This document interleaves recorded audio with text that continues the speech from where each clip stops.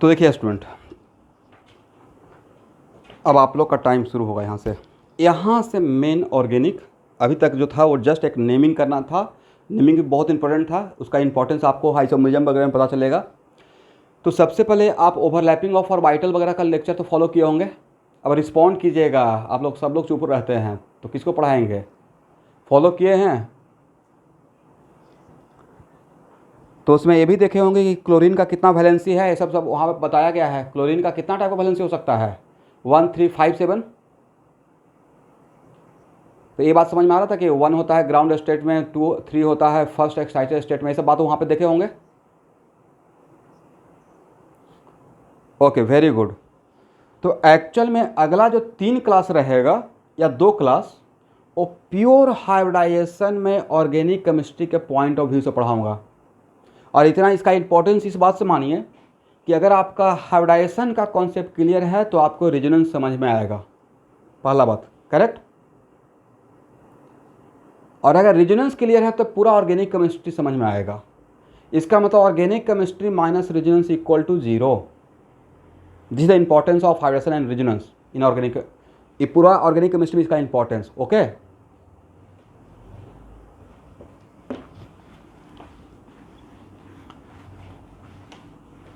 यहाँ देखिए, तो सबसे पहले मुझे बताएं कार्बन का इलेक्ट्रॉनिक कॉन्फ़िगरेशन क्या होता है। तो सर 1s2 2p2। और देखे होंगे लेक्चर में बोल रहा था, तो how many valence electron of carbon?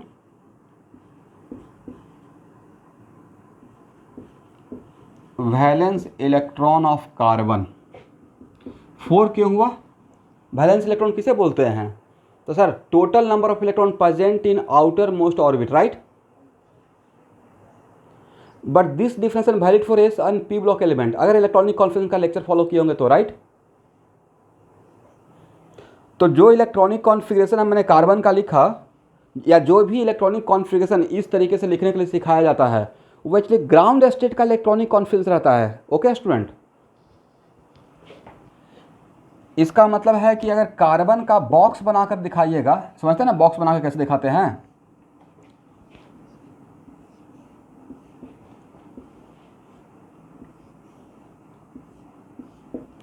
तो this is the electronic configuration of ground state. Okay, तो ये ग्राउंड स्टेट का आपने इलेक्ट्रॉनिक कॉन्फ़िगरेशन लिखा है, राइट।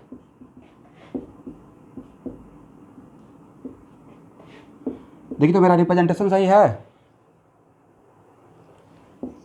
1s2 2s2 2p2। आप बोलेंगे सर इन दोनों को नीचे भी तो लिख सकते हैं according to according to Hund's rule, right. किसी भी सबसेट के लिए इनसफिशिएंट रहता है तो पहले हम लोग इलेक्ट्रॉन 1 बाई 1 एक एक देते हैं with parallel spin, correct. Okay, अब नेक्स्ट क्वेश्चन है हाउ मेनी अनपेयर्ड इलेक्ट्रॉन?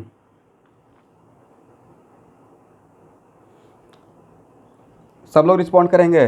अब यहाँ से के बाद चुप रहने से काम नहीं चलेगा। तो total number of unpaired electron कितना है कार्बन के पास? 2 है, राइट। और एक्चुअल में वन ऑफ द रीजन, एक रीजन तो है कि कोई कार्बन या जो भी है, मोस्टली जो हम लोग बोलते हैं, वन ऑफ द रीजन है कि कोई भी एटम बॉन्ड बनाता है for fulfil of octet, mostly. Okay, किसको सेटिस्फाई करने के लिए? ऑक्टेट को फुलफिल करने के लिए, agree. At the same time one of the reason ये भी है कि कोई भी एटम अपना बॉन्ड फॉर्मेशन के लिए अपना अनपेयर्ड इलेक्ट्रॉन को pair, one of the aspect, अपने अनपेयर्ड को पेयर्ड अप करने के लिए भी बॉन्ड बनाता है। वन ऑफ द कॉज ये भी है, करेक्ट। तो अगर तो इस पॉइंट ऑफ व्यू से, और दूसरी बात कि जब कोई भी इन जनरल मॉडर्न थ्योरी में, अब मैं ये बात बोल रहा हूँ तो मेरे दिमाग में चल रहा है कि आपने VBT मेरा फॉलो कर लिया है, वहाँ से मैं बोल रहा हूँ, ठीक है। मॉडर्न थ्योरी में क्या हम लोग शेयरिंग ऑफ इलेक्ट्रॉन देखते हैं या ओवरलैपिंग ऑफ ऑर्बिटल देखते हैं फॉर कोवैलेंट बॉन्ड फॉर्मेशन? क्या लुईस डॉट स्ट्रक्चर को फॉलो करते रहते हैं या overlapping of orbital? Overlapping of orbital, right. Okay, अच्छा स्टूडेंट, आप ये बताएं कि आप लोग में सब लोग अगर केमिकल बॉन्डिंग, मेरा केमिकल बॉन्डिंग आपको दिया था लेक्चर 5th का सेकेंड पार्ट से, राइट, से अप टू लेक्चर 17, राइट। तो 5th का सेकेंड पार्ट से अप टू लेक्चर 17 का अलग एक असाइनमेंट बनाया हुआ है under the heading hybridisation plus MOT अब प्लस वीबीटी, ओके।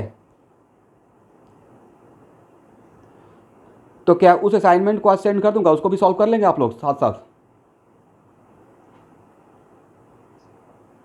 और उस पूरे लेक्चर में कहीं पे कोई डाउट है तो मैं एक्स्ट्रा डाउट क्लास उसका, सिर्फ डाउट क्लियरिंग क्लास उसका लगा सकता हूँ, ठीक है। बाकी यहाँ पे मैं पूरा कंप्लीट हाइब्रिडाइजेशन पढ़ाने जा रहा हूँ। 2 क्लास ऑर्गेनिक केमिस्ट्री के पॉइंट ऑफ व्यू से पढ़ाऊंगा। अब बाकी बहुत सारा जो भी क्लास बचेगा तो यहाँ पे हाइब्रिडेशन अगर हम ले रहे हैं ऑर्गेनिक केमिस्ट्री के पॉइंट ऑफ व्यू से तो हाथों हाथ मैं पूरा हाइब्रिडेशन पढ़ा दूंगा, ओके। बट एमओटी मैं सपोज करूँगा कि आप वहाँ से पढ़ लेंगे, मेरा लेक्चर से होगा। चलिए स्टूडेंट, तो it is very important to note that, तो वहाँ पे आप एक चीज़ ये भी देखे होंगे, energy, how can be compare energy of सब सेल इलेक्ट्रॉनिक कॉन्फिगरेशन, राइट। तो एनर्जी कंपेरिजन के लिए हम लोग N+L रूल को फॉलो करते हैं, याद है। तो भाई N+L, N जानते हैं ना क्या है, यहाँ पे प्रिंसिपल क्वांटम नंबर, राइट, और L क्या है, एजिमुथल क्वांटम नंबर, यस। तो इसका N+L का वैल्यू कितना, 1 + 0 = 1, एग्री। इसका N+L का वैल्यू सर 2 + 0 = 2, और इसका N+L का वैल्यू सर 2 + 1 = 3। और वहाँ पे पढ़ाया गया है कि जिसका N+L का वैल्यू ज़्यादा रहता है उसका एनर्जी ज़्यादा होता है, एग्री, वेरी गुड।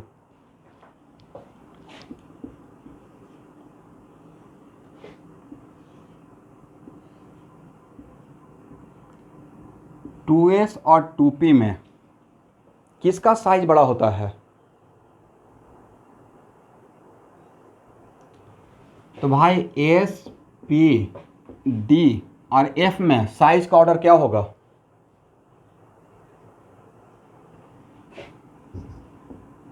देखिए तो मैंने सही लिखा, लेकिन इसमें कंडीशन है provided n is keeping constant, right. Otherwise आप ये बोलेंगे क्या कि अब कोई पूछेगा 2p और 5s में किसका साइज बड़ा, 2p का। अगर ऐसे देखिएगा तो 5s ए नज़र आएगा और इसके अंदर 2p ऐसे नज़र आएगा, ठीक है ना, समझे नहीं समझे। इसका मतलब बड़े ऑर्बिट का सबसेल का साइज भी बड़ा रहेगा, एग्री, ओके। इसलिए ए ऑर्डर तब बोलेंगे, इस ऑर्डर को लिखने के बाद क्या बोलना है, provided n is keeping constant. इसका मतलब ये सब cell same orbit number, same orbit से बिलोंग करेगा तब ये ऑर्डर वैलिड है, करेक्ट, ओके। तो उस पॉइंट ऑफ व्यू से मैं पूछ रहा हूं, तो सर 2s और 2p तो सेम ऑर्बिट का है, ऑर्बिट नंबर 2 का। तो जब 2s और 2p सेम ऑर्बिट का है तो 2s और 2p में कौन न्यूक्लियस के ज़्यादा क्लोज रहेगा, वेरी गुड। तो कोई भी इलेक्ट्रॉन 2s में है और कोई भी इलेक्ट्रॉन 2p में है, किस इलेक्ट्रॉन का न्यूक्लियस के साथ, ये मेरा न्यूक्लियस है, ओके, 2s का इलेक्ट्रॉन और 2p का electron, which electron are tightly bonded with nucleus, मतलब किसका अट्रैक्शन न्यूक्लियस से ज़्यादा रहेगा, 2s का। तो इस इलेक्ट्रॉन को किसी वजह से अगर यहाँ से यहाँ भेजना है 2s का इलेक्ट्रॉन को, खुद से जाएगा या एनर्जी देना पड़ेगा, एनर्जी देना पड़ेगा, राइट। तो यहाँ से यहाँ तक जाने के लिए जो extra amount of energy provide करेंगे, लेट अस सपोज किसी पर्पस के लिए मुझे 2s का कुछ इलेक्ट्रॉन को 2p में डालना है, भेजना है, तो some extra amount of energy provided from outside, right. लेकिन अगर आप बिल्कुल ग्राउंड स्टेट में हैं तो नेचर का रूल क्या है, एनर्जी कम स्टेबिलिटी ज़्यादा, एंड वाइस वर्सा, राइट। इसका मतलब है कि जो बिल्कुल लोएस्ट एनर्जी लेवल में रहता है, लोएस्ट एनर्जी लेवल को बोलते हैं ग्राउंड स्टेट। एग्री? और उस ग्राउंड स्टेट में है और उसको थोड़ा एनर्जी प्रोवाइड कर दिया, तब उसको ग्राउंड स्टेट बोलेंगे या एक्साइटेड स्टेट। और एक्साइटेड स्टेट में ये सब आप पढ़े होंगे बोर मॉडल में, नहीं, एक्साइटेशन एनर्जी, राइट। तो जो ग्राउंड स्टेट से एक्साइटेड स्टेट में, इसका मतलब अगर आप आउटसाइड से कुछ एनर्जी प्रोवाइड कर रहे हैं इस इलेक्ट्रॉन को यहाँ से यहाँ भेजने के लिए, तो इस एक्स्ट्रा अमाउंट ऑफ एनर्जी को हम लोग नाम देंगे एक्साइटेशन एनर्जी। कौन सा एनर्जी? कोई आज के बाद पूछेगा कि सर एनर्जी क्यों देना पड़ा था, आप उनको ऐसा डायग्राम देकर समझा भी सकते हैं एकदम लेवल लैंग्वेज में कि भाई 2s का इलेक्ट्रॉन न्यूक्लियस के साथ ज़्यादा टाइटली बॉन्डेड था, ज़्यादा अट्रैक्टेड था, ये खुद से यहाँ से यहाँ जाना पसंद करेगा या यहाँ से यहाँ तक ले जाने के लिए इसको लेके जाना पड़ेगा, इसको एक्स्ट्रा एनर्जी प्रोवाइड करना पड़ेगा, राइट। कोई पूछेगा वजह, तो वजह उनको यहाँ से देखा जाएगा। अगर वहाँ से नहीं समझना चाहते हैं तो किसका n+l का वैल्यू ज़्यादा,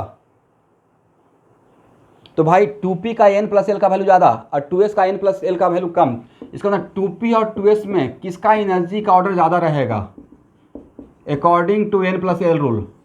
2p का, करेक्ट। ओके, यहाँ तक किसी को प्रॉब्लम? ओके, कार्बन का कितना वैलेंसी होता है? कार्बन का तो वैलेंसी आप लोग सब लोग जानते हैं। Carbon how much valency of carbon? 4।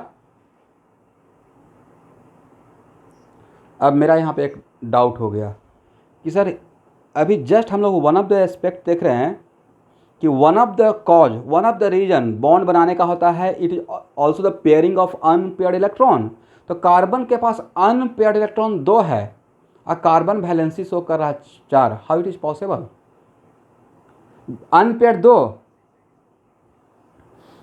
और ये भी हम लोग को पता है कि किसी भी बॉक्स में, बॉक्स का मतलब यहाँ पे बॉक्स का मतलब क्या होता है, अगर आप इलेक्ट्रॉनिक कॉन्सेप्ट फॉलो कर रहे हैं तो each box represent what? Orbital. Very good, each box represent 1 orbital. और according to Pauli exclusion principle 1 box में मैक्सिमम 2 ही इलेक्ट्रॉन हो सकता है विथ पॉजिटिव स्पिन, थर्ड नहीं हो सकता, राइट। तो क्या इसमें ये बॉन्ड बनाने के लिए जाएगा? ये बॉन्ड बनाने के लिए जाएगा तो हो सकता है इसमें एक और इलेक्ट्रॉन आ जाए, जो कि पॉसिबल नहीं है, राइट। तो कार्बन के पास अनपेयर्ड इलेक्ट्रॉन 2 है और कार्बन वैलेंसी शो कर रहा है 4। ये तभी पॉसिबल है जब कार्बन के पास 4 अनपेयर्ड इलेक्ट्रॉन हो। एग्री? बट भाई 4 अनपेयर्ड इलेक्ट्रॉन होगा कैसे? तो सर एक इलेक्ट्रॉन को जो 2s में इलेक्ट्रॉन है, इस इलेक्ट्रॉन को यहां भेज दें, राइट। लेकिन यहां खुद से जाएगा या एक्साइटेशन एनर्जी देना पड़ेगा? आप लोग सिर्फ सुन रहे हैं या साथ में लिख भी रहे हैं? यहां पे some extra amount of energy supply करना पड़ेगा, that is called excitation energy, correct.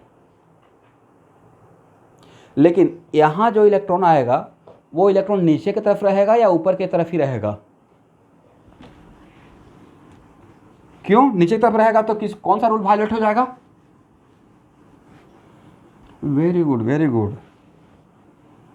क्योंकि जब तक किसी भी सबसेल में इनसफिशिएंट इलेक्ट्रॉन है तो वो एक एक इलेक्ट्रॉन विथ पैरेलल स्पिन रहता है, राइट।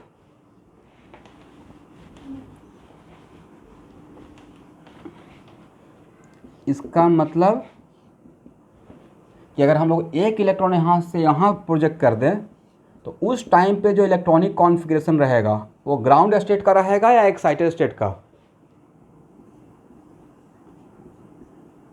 एक्साइटेड स्टेट का रहेगा।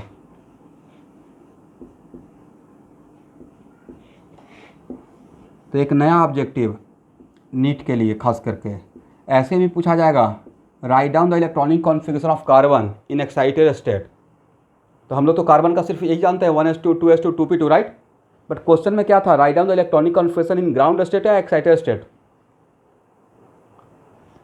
Excited state. तो एक्साइटेड स्टेट में कार्बन का इलेक्ट्रॉनिक कॉन्फ़िगरेशन क्या रहेगा? 2s2 1s2 2s1 2p3, right.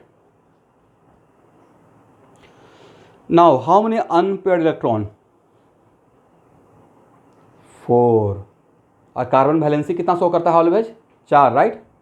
इसका मतलब है कि अब एक नया ऑब्जेक्टिव, कार्बन मेकिंग 4 बॉन्ड, पहला ऑप्शन इन ग्राउंड स्टेट, दूसरा option in excited state, third option both, और last option none of this. Correct option क्या रहेगा? कार्बन जब भी बॉन्ड बनाएगा, और 4 वैलेंसी तो ऑलवेज शो करता है, तो कार्बन ऑलवेज बॉन्ड बनाने के टाइम पे ग्राउंड स्टेट में नहीं, एक्साइटेड स्टेट में जाकर बॉन्ड बनाता है, तभी वो वैलेंसी 4 शो कर पाएगा। Is it clear? तो यहाँ पर नोट करके एक लाइन लिख लीजिए। और यहाँ पे कार्बन का इलेक्ट्रॉनिक कॉन्फिगरेशन एक्साइटेड स्टेट में क्या रहेगा? ए वाला लिखेंगे या ए वाला नीचे वाला लिखेंगे? 1s2 2s1 2p3, agree? तो conclusion, carbon making 4 bond, carbon making 4 bond in excited state, not in ground state. Okay?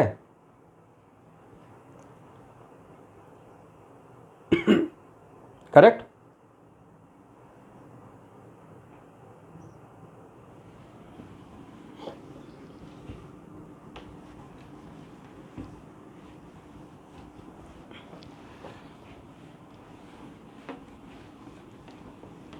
चलिए, कौन सा ओवरलैपिंग से सिग्मा बॉन्ड बनता है, कौन सा ओवरलैपिंग से पाई बॉन्ड बनता है?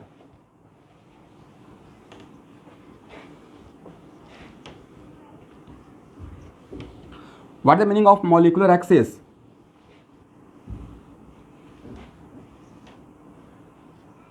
नॉट 2 एटम, 2 एटम को ज्वाइन करने वाले लाइन को मॉलिक्यूलर एक्सिस बोले थे, right?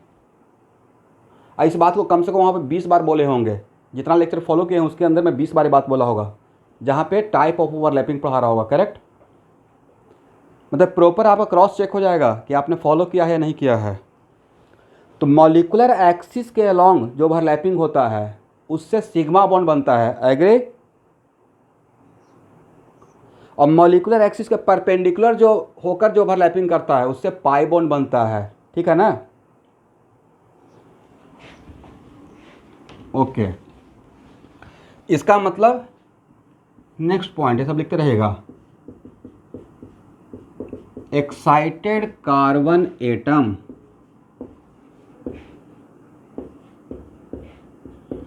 having how many unpaired? 4 unpaired electron, right? ये पहला पॉइंट हो गया। अब यहां बताइएगा again, what the meaning of valence electron specially for S and P block? तो sir, electron present in outermost orbit is called valence electron. तो what is the meaning of valence atomic orbital? Orbital belong to outermost orbit, right? इसका मतलब carbon का valence और valence atomic orbital का नाम क्या है? How many valence atomic orbital of carbon? तो sir 2s 2px 2py 2pz। Is it clear? देखिए, carbon having 4 valence atomic orbital, carbon having 4 valence atomic orbital, each having 1 electron in excited state. Carbon having 4 valence atomic orbital,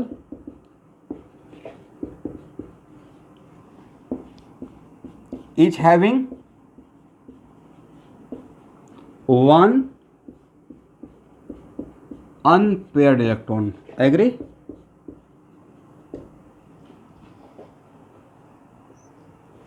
इसका मतलब है कि मैं ए बोलना चाह रहा हूं, नहीं? देखिए तो सही है क्या? इसको ऐसे लिख सकते हैं 2s1, और P में 3 बॉक्स है, हर बॉक्स का एक नाम था, px py pz, राइट? इसका मतलब कार्बन के पास जो 4 वैलेंस एटॉमिक ऑर्बिटल है उसका नाम है 2s 2px 2py 2pz, और सबके पास एक्साइटेड स्टेट में 1 इलेक्ट्रॉन है, each having one unpaired electron in which state? In excited state, agree? और इसको मैंने ऐसे रिप्रेजेंट कर दिया 2s1 2px1 2py1 2pz1, agree? चलिए, यहाँ तक तो समझने में किसी को प्रॉब्लम नहीं है?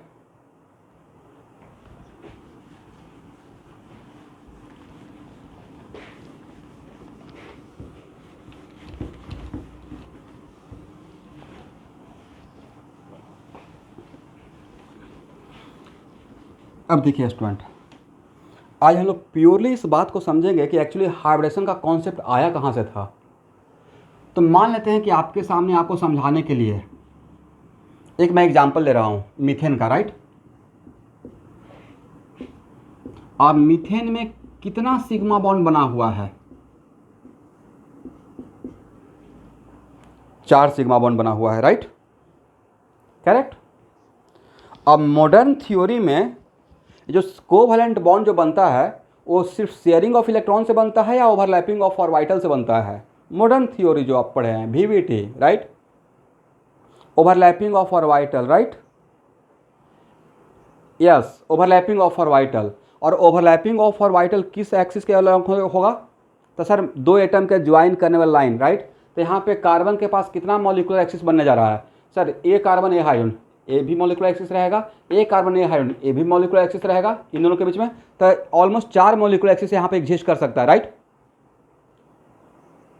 2 एटम के ज्वाइन करने वाले लाइन को मॉलिक्यूलर एक्सिस बोलते हैं।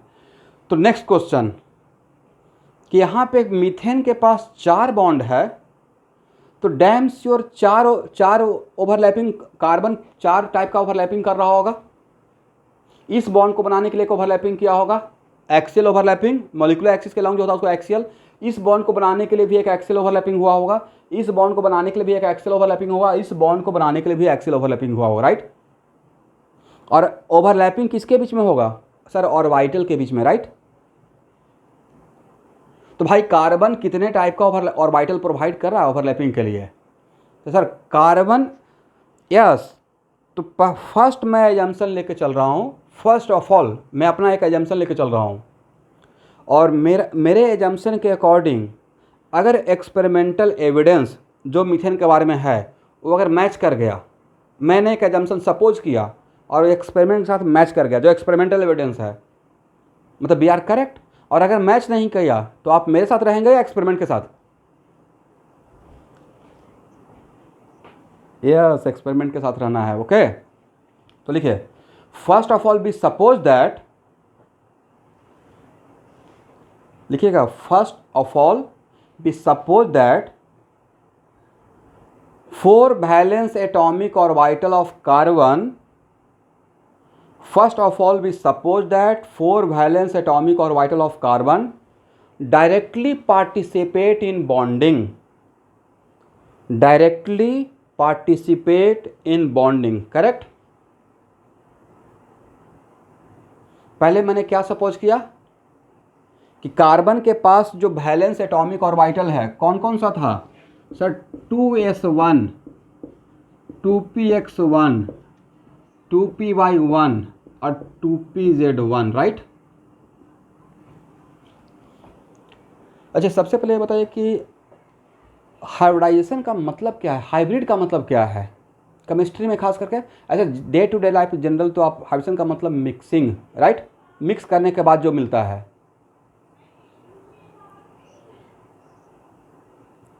तो केमिस्ट्री में हाइब्रिडेशन का मतलब होता है mixing of different type of orbital, right. Mixing of what? Different type of orbital, is it clear? But भाई, बट मिक्सिंग क्यों होगा और क्या? फर्स्ट ऑफ ऑल जो जिसने डिराइव किया होगा तो कैसे इस चीज़ों को प्रूफ, कुछ तो लॉजिक रहा होगा।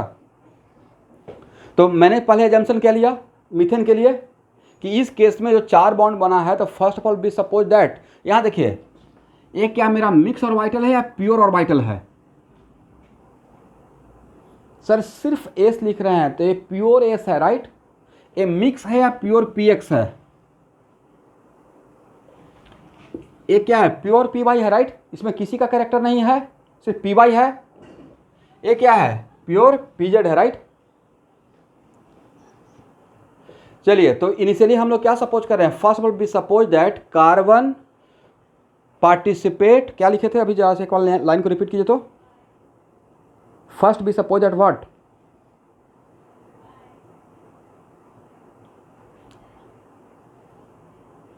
Directly participate in bonding, right. तो डायरेक्टली पार्टिसिपेट इन बॉन्डिंग इसका मतलब है कि ये सब अपने प्योर फॉर्म में किसी के साथ मिक्स नहीं हुआ है। 2s1 2px1 2py1 और 2pz1 ये डायरेक्टली विदाउट मिक्सिंग ये बॉन्ड बना रहा है। ये हम लोग का एजम्पशन है, मेरा एजम्पशन है। तो और हाइड्रोजन अपना कौन सा ऑर्बिटल लेकर आएगा? हाइड्रोजन के पास तो एक ही ऑर्बिटल है ना, दैट इज 1s, राइट। इसका मतलब है कि वन ऑफ द बॉन्ड बना होगा 2s एंड 1s। किसका? One of the bond. 4 overlapping होना है, उसमें वन ऑफ द ओवरलैपिंग क्या रहेगा? 2s एंड 1s, कार्बन का 2s और हाइड्रोजन का 1s, राइट। दूसरा ओवरलैपिंग किसकी वजह से हुआ होगा? 2px and 1s, right. तीसरा ओवरलैपिंग किसकी वजह से हुआ होगा? 2py1s।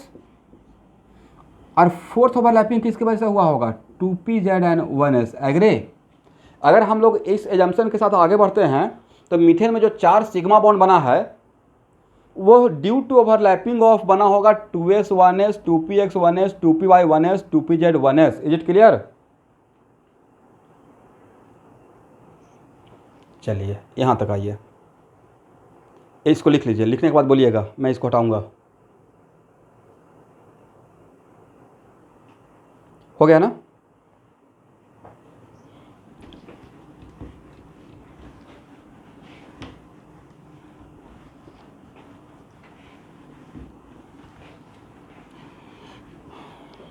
नीचे नोट करके एक पॉइंट लिखी, तो one of the factor on which bond length depend, one of the factor on which, अगला 3 क्लास तक बिल्कुल क्लास बंक मत कीजिएगा, नहीं तो रेजोनेंस में बहुत प्रॉब्लम हो जाएगा। One of the factor on which bond length depend is the size of overlapping of orbital. One of the factor on which bond length depend is what? Size of overlapping of orbital. Is it clear?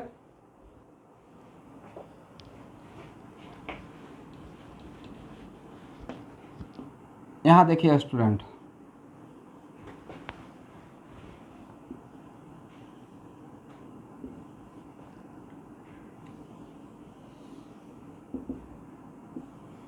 मान लेते हैं कि मैं एक overlapping दिखाया, P का कोई भी एक, let us suppose PX 2p and 1s, और यहाँ पे एक ओवरलैपिंग दिखाया 3p एंड 1s, और यहाँ पे जो भी p ऑर्बिटल रहेगा उसका सेंटर न्यूक्लियस में होता है, पता है कि नहीं आप लोग को? तो इसका बॉन्ड लेंथ तो ये रहेगा, राइट।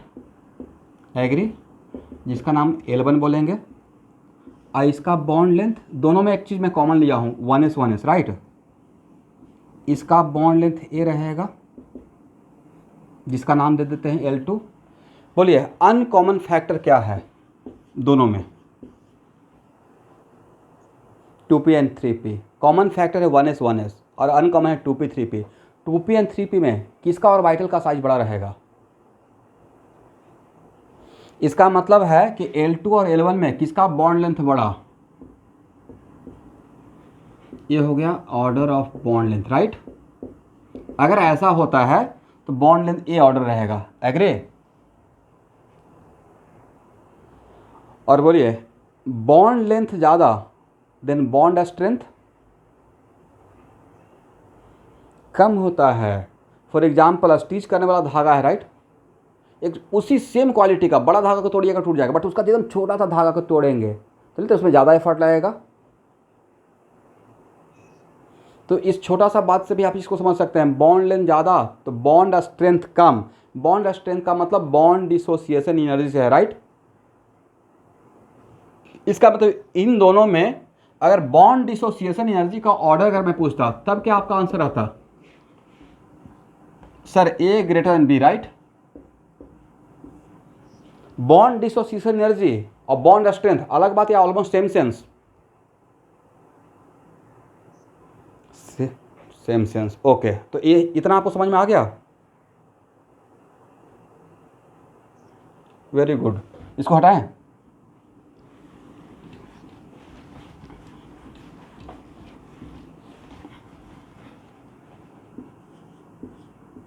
तो जिस एग्जाम्पल को लेकर हम लोग आगे बढ़ना चाह रहे हैं वो एग्जाम्पल मेरा ये है।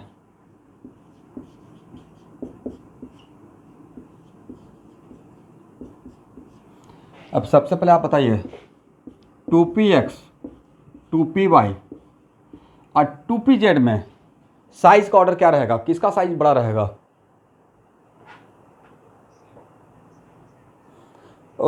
ओके, आप शायद ये बोलना चाह रहे हैं कि सर सेम सबसेल का और वाइटल का साइज सेम रहता है, राइट? इक्वल साइज नहीं, हाँ ना बोलते रहिएगा भाई, तभी तो पढ़ाते रहेंगे। ओके स्टूडेंट ए बताइए तो इसका n प्लस एल का वैल्यू कितना? तो 2px के लिए n का वैल्यू 2 और px के लिए l का वैल्यू तो 1 ही रहेगा ना, जितना भी p और वाइटल है उसका सबसेल तो p सबसेल ही रहेगा, राइट? तो इसका 2px का n plus value n plus L का value sir 2 + 1 = 3। What about 2py के लिए 2 + 1 = 3 और 2pz के लिए 2 + 1 = 3, राइट? तो 2px 2py और 2pz में किसका एनर्जी ज़्यादा, किस ऑर्बिटल का एनर्जी ज़्यादा? Very good, same energy. तो आप मेरे लेक्चर में देखे होंगे those orbital which having same energy are called which type of orbital? Degenerate atomic orbital, right? इसका मतलब all this three are called what? Degenerate atomic orbital. इसका मतलब 2px 2py 2pz का सिर्फ साइज सेम है या एनर्जी भी same है? Size as well as energy same है, दैट्स वाई 2px, इसका मतलब एक जनरलाइज हो गया सेम सबसेल का, सेम सबसेल लेकिन होना चाहिए। अब कोई पूछेगा 2px और 3py या 2px एंड 3px क्या ये सेम ऑर्बिटल है? आपको सिर्फ px देखना है या ये भी देखना है? ये px है बट क्या 3 का है या 2 का है? ये px ही है बट 2 का है या 3 का है? 3 का है। तो क्या इसको सेम एटॉमिक ऑर्बिटल बोलेंगे या both are different atomic orbital? Direction same है बट डिफरेंट एटॉमिक ऑर्बिटल। ये अलग घर का है, दूसरे घर का है, राइट?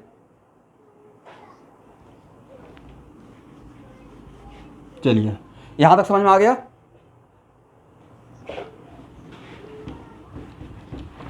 यहाँ से आप लोग को अब ऑर्गेनिक का क्लास करने में और ज़्यादा मन लगेगा। नोमेनक्लेचर में तो क्या थोड़ा सा बोर हो जाता है, नहीं? नाम ही तो लिखना है। अब according to my point of view, according to my assumption, जो हम लोग एजम्पशन लेके चले हैं उसके अकॉर्डिंग बोलिए 2s और 1s और 2px और 1s में दोनों में कॉमन ऑर्बिटल क्या है? 1s 1s। अनकॉमन क्या है? 2s और 2px, राइट?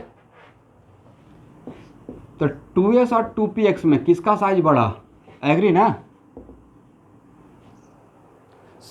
सेम ऑर्बिट का रहेगा तो p और s में p का साइज बड़ा रहता है, राइट?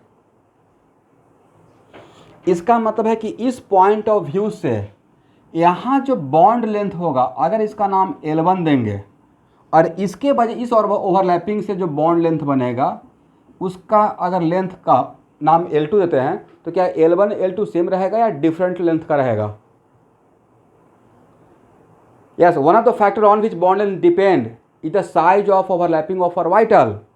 इसका मतलब यहाँ पे अनकॉमन है 2s 2px, तो इसका साइज छोटा है, इसका साइज बड़ा है, तो यहाँ इस ओवरलैपिंग से जो बॉन्ड बनेगा उसका बॉन्ड लेंथ L1 रहेगा और इस ओवरलैपिंग से जो बॉन्ड बनेगा उसका बॉन्ड लेंथ क्या रहेगा? L2 रहेगा, राइट? बट यहाँ बताएं 2px और 2py में दोनों का साइज डिफरेंट है या सेम है?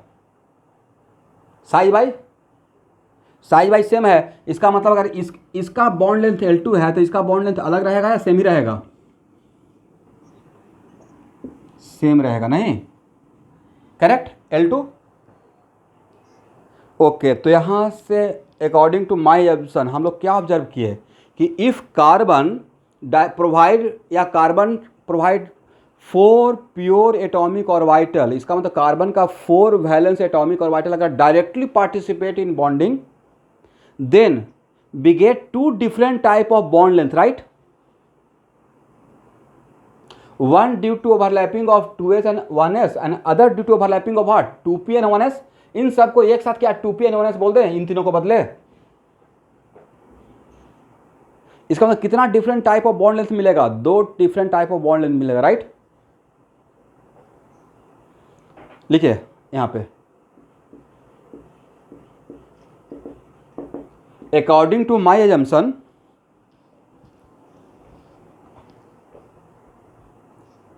if 4 valence atomic orbital of carbon directly participate in bonding,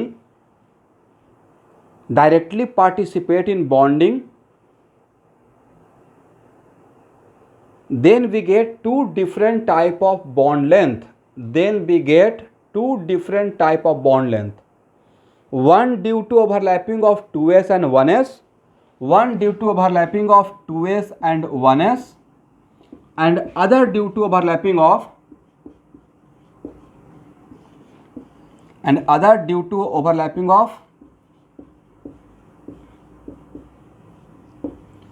2p and 1s। यहां तक इस सबको क्लियर है?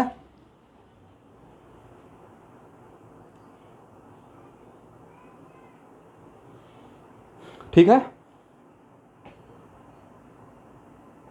ओके। ये पहला हम लोग का ऑब्जर्वेशन रहा कि अगर ऐसा होगा तो ऐसा होगा। कैसा होगा? 2 टाइप का बॉन्ड लेंथ मिलेगा, एक का लेंथ L1 तो दूसरा का L2 रहेगा, और L2 का वैल्यू L1 से बड़ा रहेगा, राइट?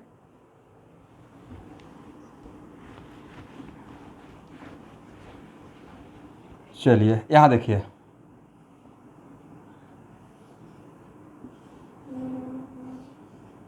अगर इसका नाम px है 2px, तो इसका नाम क्या रहेगा 2py। और एक और भी तो रहेगा p का, वो कैसे रहेगा? ऐसे, एक ऊपर उसका लोब रहेगा, एक पीछे रहेगा, राइट? p ऑर्बिटल में 2 लोब रहता है ना। How many lobes in p orbital? इसको लोब बोलते हैं, राइट? इसको क्या बोलते हैं? लोब्स बोलते हैं, ठीक है। इसका मतलब है कि एक तो अगर 2px ऐसे है, 2py ऐसे है, तो एक और भी तो बचा हुआ है 2pz, राइट? वो कैसे रहेगा? सर इस व्हाइट बोर्ड के one of the lobe white board के एबव रहेगा, दूसरा उसके पीछे रहेगा, करेक्ट?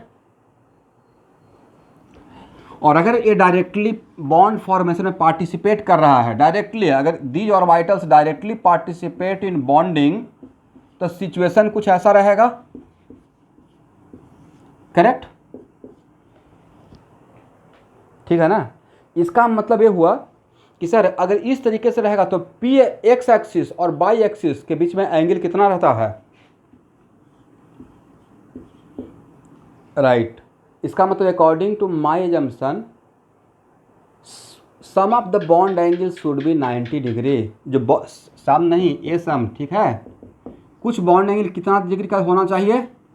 90 डिग्री का, because this sigma bond form along X axis, this sigma bond form along Y axis. तो इस सिग्मा बॉन्ड का जो बॉन्ड रहेगा, इस सिग्मा बॉन्ड जो बॉन्ड रहेगा, ये अलोंग एक्स एक्सिस रहेगा और ये अलोंग वाई एक्सिस रहेगा। तो दोनों के बीच का एंगल तो 90 डिग्री होना चाहिए, जो हम लोग एग्जाम्पल लेके चले हैं। इस डायग्राम से तो क्लियर यही हो रहा है ना? ओके, यहां तक जिसको डाउट है मैं रुकूंगा, जिसको नहीं समझ में आ रहा है कि मैं क्या बोलना चाह रहा हूं। किसी को डाउट? ओके, लिखिए, according to my assumption bond angle should be 90 degree.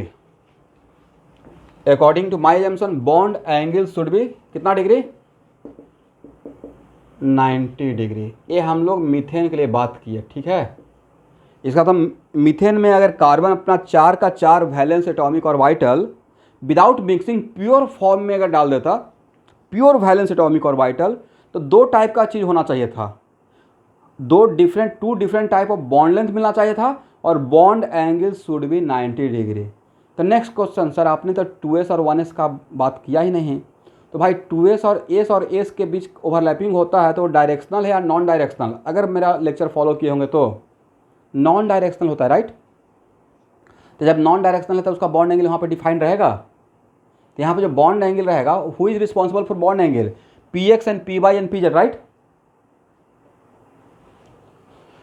इसका मतलब बॉन्ड एंगल कितना होना चाहिए था मीथेन में? According to my assumption 90 degree होना चाहिए था, राइट? बट एक्सपेरिमेंटल ऑब्जर्वेशन क्या है? लिखिए, ये हम लोग के एजम्पशन के अकॉर्डिंग कंक्लूजन हो गया। हम लोग एजम्पशन लिए, उसके अकॉर्डिंग दो बातें यहाँ से डिराइव करके लाए।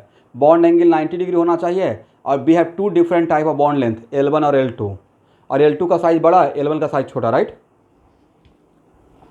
लिखिए, experimentally it has been found that experimentally it has been found that experimentally it has been found that methane has all CH bond of same length. Methane has all CH bond of same length. ये experimental observation है, okay? And all bond angle equal to कितना degree होता है पता है आप लोग को?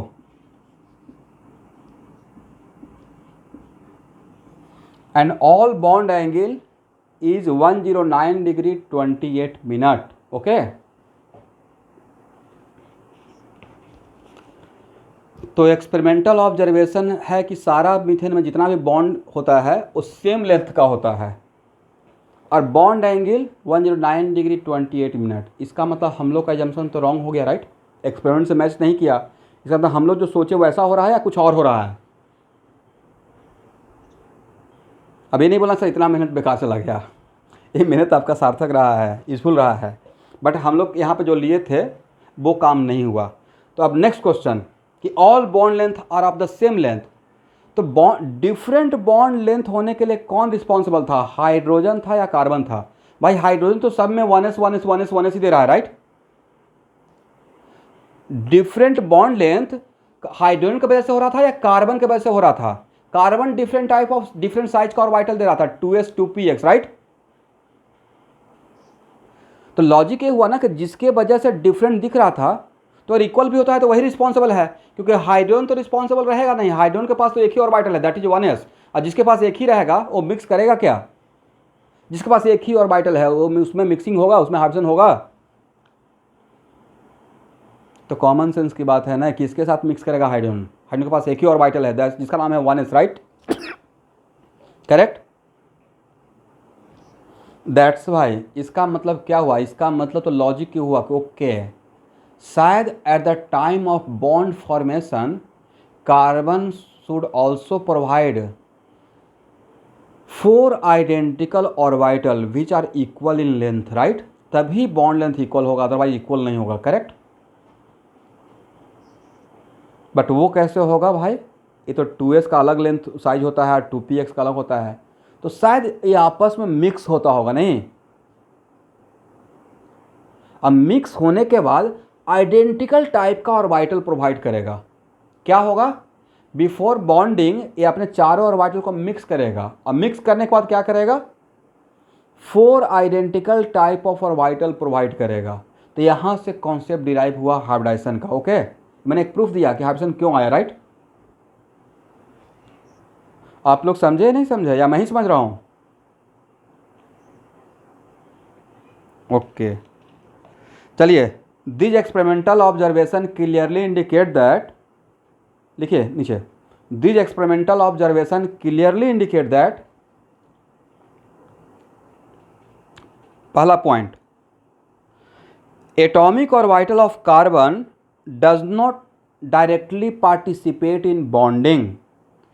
This experimental observation clearly indicate that atomic orbital of carbon does not directly participate in bonding। ये फर्स्ट पॉइंट हुआ। सेकेंड पॉइंट लिखिए,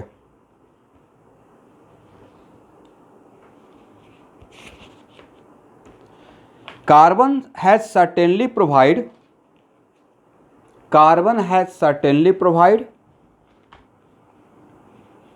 four identical or vital carbon has certainly provide four identical or vital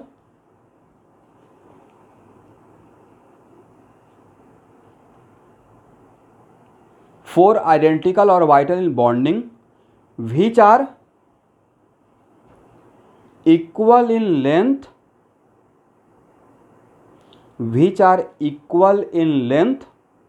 equal in size लिख ज़्यादा better रहेगा, which are equal in size comma equal in shape and equal in energy.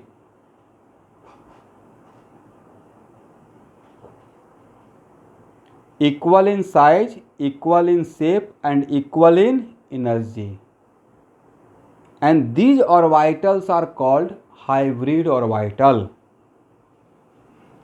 and these orbitals are called hybrid orbital.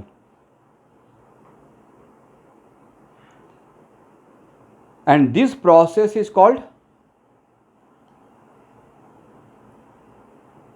बोलिए, this process is called hybridization, and this process is called hybridization. Okay student,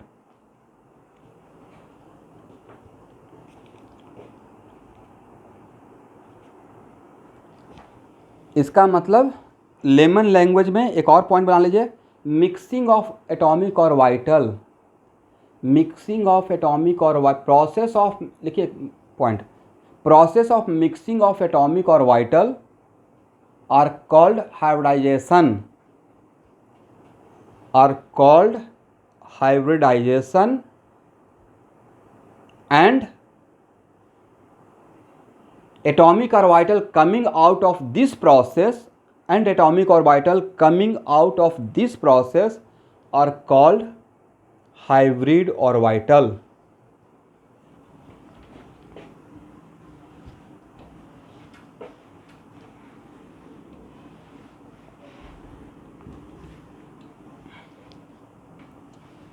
यहां तक समझ में आ गया?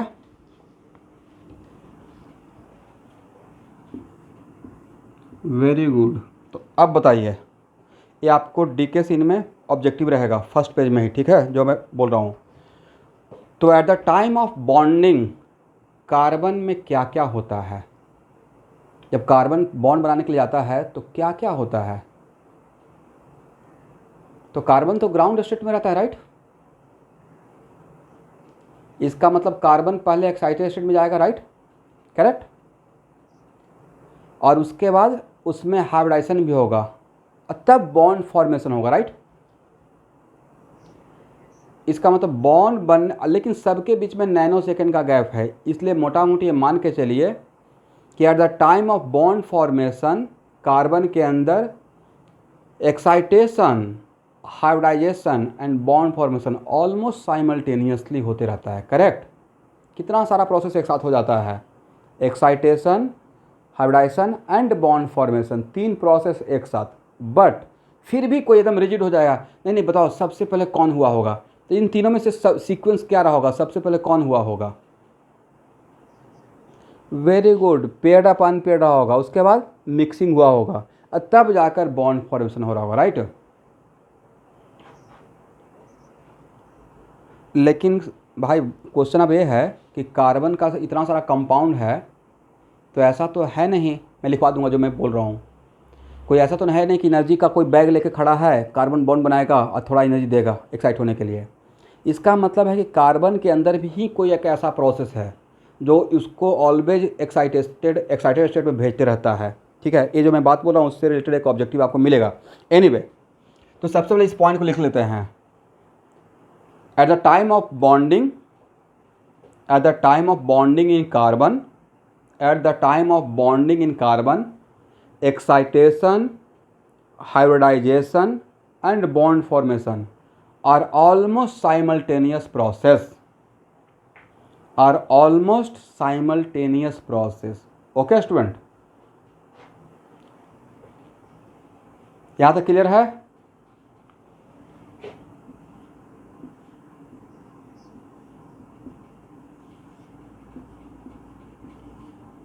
चलिए, ये मैंने क्या रिप्रेजेंट किया, आप गेस कर सकते हैं? ये मैं इसको रिप्रेजेंट किया, ठीक है, 2s2 2p2, right. Ground state में तो ऐसे ही रहता है ना, 2s2 2p2 बैलेंस इलेक्ट्रॉन। और ये 2p2 रहता है, ये जो 2 इलेक्ट्रॉन यहाँ का, वो पेयर्ड अप रहता है या अनपेयर्ड? तो इस अनपेयर्ड को ऐसे दिखाया हूँ, अब पेयर्ड अप को ऐसे दिखाया हूँ, ओके। तो एक्चुअल में इनिशियली देखिए, हम लोग वही बात बोलते हैं जो कोई इसी स्टैंडर्ड बुक में रहा होगा या कोई साइंटिस्ट सोचे होंगे, और उस बात को मैं आपको सामने रिप्रेजेंट कर रहा हूँ, राइट। तो इनिशियल और बॉन्ड फॉर्मेशन, आज के बाद याद रखिएगा, यहाँ देखिए, यहाँ देखिए,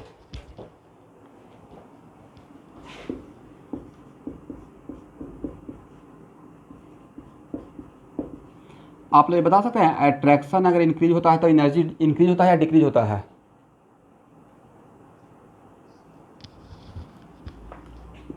तो आज के बाद इसको रट जाइए, बाद में इलेक्ट्रोस्टैट में प्रूफ कर देंगे, ठीक है। Attraction increases, energy decreases, correct, and vice वर्सा।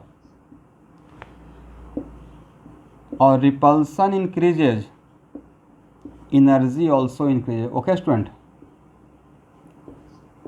इन सब को फिजिक्स में हम लोग देख लेंगे, ठीक है। अभी के लिए मेरे ऊपर ट्रस्ट करके attraction increases, energy decreases, okay. थोड़ा सा भी हमें बातों को समझिए। हाइड्रोजन एटम में कितना इलेक्ट्रॉन? 1। मैंने एक हाइड्रोजन एटम को यहाँ पे लिखा, ठीक है। और 2 हाइड्रोजन एटम आपस में बॉन्ड बनाकर हाइड्रोजन मॉलिक्यूल बनना चाह रहा है, करेक्ट। ऐसे चीज़ों को लीजिए, तो 2 एटम आपस में मॉलिक्यूल बनना चाह रहा है, तो एक दूसरे से दूर जाएगा या पास आएगा? ये तो कॉमन सेंस की बात है, पास आएगा। पास कब आएगा? जब अट्रैक्शन ज़्यादा रहेगा, राइट। तो भाई जब अट्रैक्शन ज़्यादा रहेगा तो at the time of bond formation, how many different type of force are operating between the 2 atom at the time of bond formation? तो यहाँ देखिए, आपको नहीं लगता है कि प्रोटोन, इसका प्रोटोन और इसका प्रोटोन, ये 2 एटम है। एक एटम का नाम मैं H1 देता हूँ, HA नाम दे दिए एक, और एक HB, राइट। तो इसका प्रोटोन और इसका प्रोटोन के बीच में क्या रहेगा? रिपल्सन। चीज़ों को समझिएगा, ठीक है। और इसके इलेक्ट्रॉन और इसके इलेक्ट्रॉन के बीच में भी क्या होगा सर? Repulsion, right. और इसका प्रोटोन और इसका इलेक्ट्रॉन क्या होगा? अट्रैक्शन। और इसका इलेक्ट्रॉन इसका प्रोटोन क्या होगा? अट्रैक्शन। एग्री? मैंने HA और HB कैसे दिखा दिया, करेक्ट। तो एक नया ऑब्जेक्टिव समझ में आ गया। How many different type of forces are operating at the time of bond formation? There are 4 different type of forces, 2 repulsion का, 2 अट्रैक्शन का, करेक्ट। मतलब हाइड्रोजन के लिए। तो बताइए, रिपल्सन भी हो रहा है, अट्रैक्शन भी हो रहा है, फिर भी पास आ रहा है, इसका मतलब क्या ज़्यादा रहा होगा?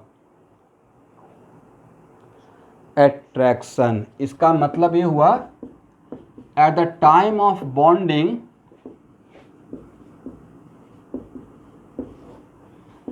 Attraction greater than repulsion. Agree student? ठीक है ना। ओवरऑल अट्रैक्शन ज़्यादा होता है, रिपल्सन कम रहता है, करेक्ट। इसका मतलब है कि अब कोई पूछेगा कि ड्यूरिंग बॉन्ड फॉर्मेशन एनर्जी देना पड़ेगा या एनर्जी रिलीज होगा? तो भाई ड्यूरिंग बॉन्ड फॉर्मेशन अट्रैक्शन ज़्यादा रहता है, राइट। इसका तो बॉन्ड फॉर्मेशन के टाइम पे, बॉन्ड ब्रेकेज के टाइम पे नहीं, bond formation is always exothermic process. Exothermic process क्यों? क्योंकि बॉन्ड फॉर्मेशन के टाइम पे अट्रैक्शन रिपल्सन पे डोमिनेट करता है, और अट्रैक्शन अगर ज़्यादा रहेगा तो ओवरऑल एनर्जी रिलीज करेगा। Okay student, no exception. आज के बाद bond formation always exothermic, no exception, right. लिखिए, bond formation is always exothermic, no exception. Bond formation is always exothermic, no exception. And bond breakage always endothermic, वो भी no exception. ये दोनों point लिखिएगा, कहीं ना कहीं यूज करते रहेंगे। यहाँ पे बहुत छोटा छोटा पॉइंट बोलते रहूँगा, वो कहीं कहीं पे मेरा काम में आएगा। Bond formation is always exothermic, no exception, and bond breakage is also always endothermic. Endothermic समझते हैं ना, जिसमें एनर्जी देना पड़ता है। Bond breakage is always endothermic, no exception, मतलब दोनों ये बिल्कुल सत्य वचन हो गया। चलिए यहां तक हो गया।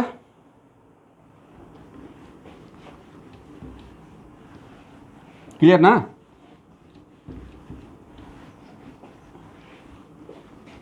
चलिए अब यहां देखिए, ध्यान से देखिएगा, बड़ा इंटरेस्टिंग है।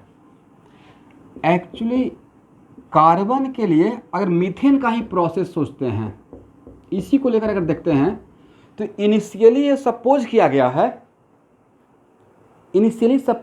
कि कार्बन अपना 2 इलेक्ट्रॉन से ही बॉन्ड बनाना स्टार्ट कर दिया। ऐसा इनिशियली सपोज कर लेते हैं। कितना इलेक्ट्रॉन से? क्योंकि इसके पास इनिशियल में 2 ही इलेक्ट्रॉन अनपेयर था, राइट। बट अगर इनिशियली यहां देखिएगा, और अगर इनिशियली 2 अनपेयर्ड, इनिशियल में कभी कभी होता है ना कि हाँ किसी 2 आदमी के बीच बिजनेस करना है, बट फटाक से बिजनेस स्टार्ट नहीं होता, पहले समझौता होता है, राइट, पहले बातचीत चलता है, राइट। तो बॉन्ड डायरेक्टली बॉन्ड बन जाता है या पहले अट्रैक्शन का प्रोसेस स्टार्ट होता है? पहले अट्रैक्शन का प्रोसेस स्टार्ट होगा। तो इनिशियली भी सपोज दैट कि कार्बन अपना 2 अनपेयर्ड इलेक्ट्रॉन लेकर बॉन्ड बना रहा है, और बॉन्ड बनाएगा तो अट्रैक्शन होगा, तो यहाँ से एनर्जी रिलीज होगा, करेक्ट। और जो यहाँ से एनर्जी रिलीज होगा, इसको यहाँ पे खर्च कर देंगे एक्साइटेशन के लिए, करेक्ट।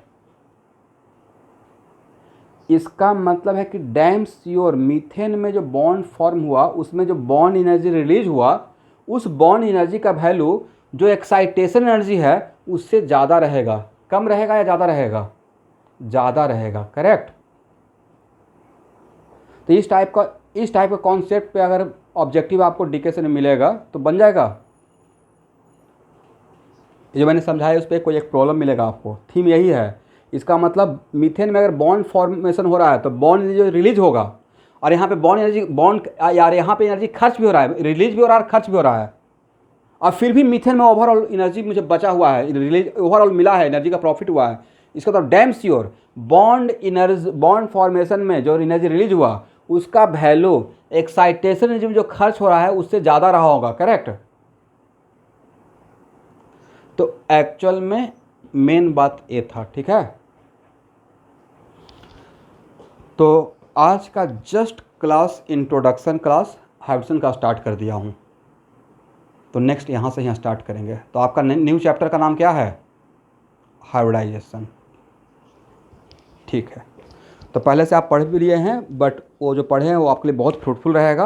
बट मैं अपने पॉइंट ऑफ व्यू से पूरा अब हाइड्रोजन एमोट नहीं यहाँ पे कवर करूँगा। एमोट इसलिए मैंने आपको लेक्चर 5 से लेकर 17 तक कवर करवाया हूँ मैं, बट यहाँ पे मैं कंप्लीट हाइब्रिडाइजेशन कवर करूँगा। ओके स्टूडेंट, तो अब आप बताइए एमओटी और हाइड्रोजन का असाइनमेंट अभी से सॉल्व करना स्टार्ट करेंगे या मेरा कवर करने के बाद बनाएंगे? अभी से ट्राई कीजिए, और बीच में जो नहीं बनेगा यहाँ पे ओके। तो आप अब आपका अभी लाइन पे सब लोग बने रहिएगा, बहुत इंपॉर्टेंट बात बोलने वाला हूँ।